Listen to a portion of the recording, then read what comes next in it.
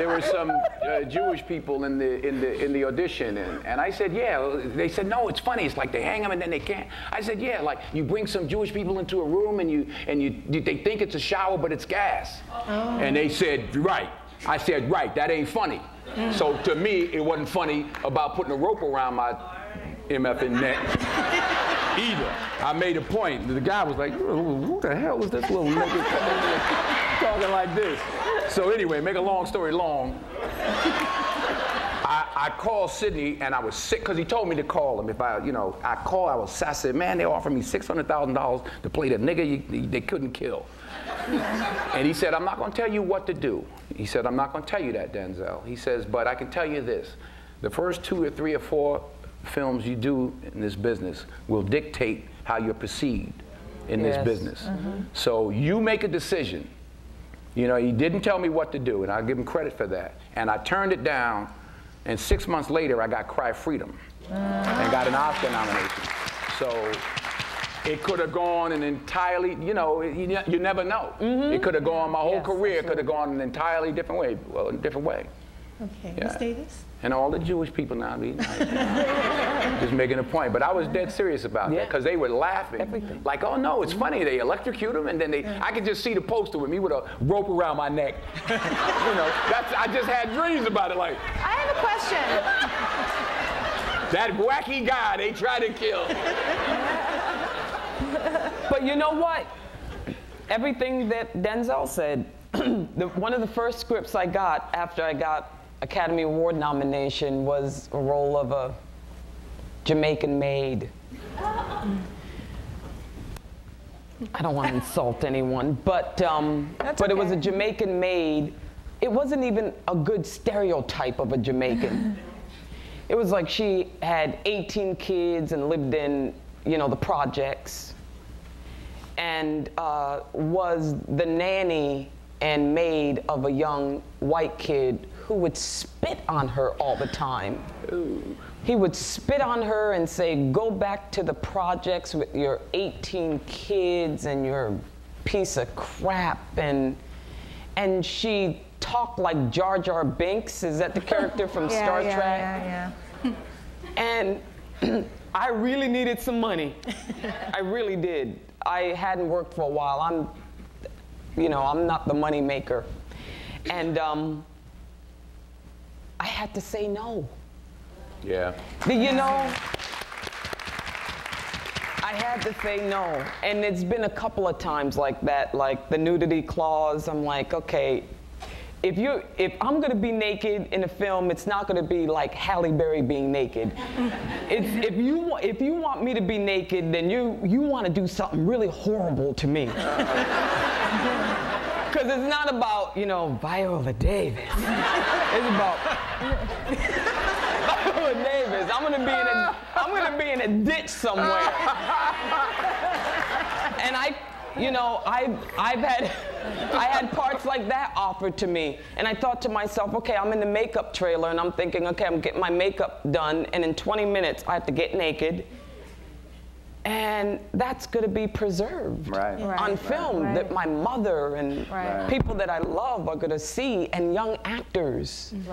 So there's got to be a level of integrity. Yes. At some point, you got to say no to something.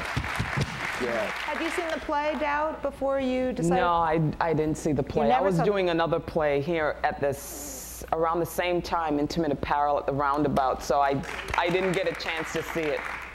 So you never, so what was it that did you know the character? Did you know what you were? I read the play beforehand, and I was like, oh my gosh. It's a very difficult character. See, now that's a deceptively difficult character. Extremely difficult character. Yeah. Mm-hmm. I don't know, I mean, that's what's so great about it, is that you bring so many layers to it. It doesn't feel like it's a simple thing at all. Well, it's a Sophie's Choice type of character. Yeah. Yeah. So in a lot of different characters, you could say, well, if I were in this position, this is what I would do, but I don't know anyone like that. But just people who make choices that are outside of the box. Right, you know? Right. No, it's extraordinary. And did you have to audition? Yes, I did. with every black actress in New York and Hollywood. They put me through the ringer, but you know, it's all good. How many times did you have to Just 2 or 3 times. It was pretty brutal. Yeah, but not anymore. Yeah. I mean, did that change your life, the nomination and all those things, or was it? You know what? It did change my life. You know, it did. It's like the makeup, the hair thing. It's like clothes. I'm speaking more professionally. No, but that's well, professionally, yes, absolutely. But that's what sticks out in my mind as being so different.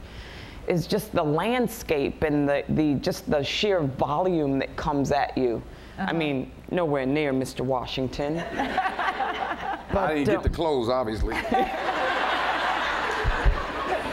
But your life changed when you won the Oscar for Glory, no? Yeah, it must have. Yeah. Yeah. Yeah. Yeah. Yeah. No. Yeah. Yeah. Yeah. But you know, going back to theater, my life changed when I did a play, when the chickens came home to roost here in New York. My life changed then in a different way than even from the Oscar, and then going right from that to a soldier's play, which won a Pulitzer Prize and all that. So my life changed. The most dramatic change was then. Really? That's so interesting. Yeah. The Oscar, I had been nominated before, so I'd seen how that works. The hoo-ha. The hoo-ha, yeah. So I knew about the politics and all everything else that goes with that. So at that point you were. I was happy. I mean, shoot, you know. Yeah, it's fun. Winning is better, you know. I guess I've won and I've not won, so winning is cool. Yeah. You know, I have to say this one thing really fast, though. It's that I'm a slug. Like, I'm not the girl who likes taking pictures, anything. And so you do these red carpet events. And I remember going up to this one woman who's a stylist or something. They look at, they take pictures of your feet and your fingers. And it's like the fashion police people. Right. Yeah. I mean, like, and so the woman said, so what are you going to wear to the Oscars? And I said, I don't know yet, but if you say anything bad about me, I was joking. I said, but if you say anything bad about me, I'll cut you. Because, people always think black women are going to cut you. So I was joking and I was laughing just like I'm laughing now. And so I have to admit, I'll admit, I Googled myself, which is a really big mistake. Huge. I went to fashion police and they had me walking down the red carpet in my gold lame dress. And there was that woman who said, well, I have a lot of things to say about her dress, but she said she would cut me.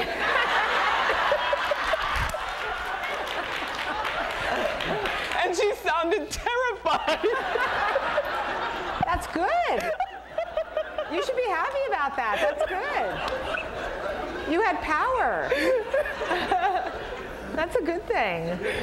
See, men never have to do this stuff. Yeah. You're so lucky. Your wife worries about it, but you don't have to worry about it. I ain't going down that road. Y'all got that. Thank you.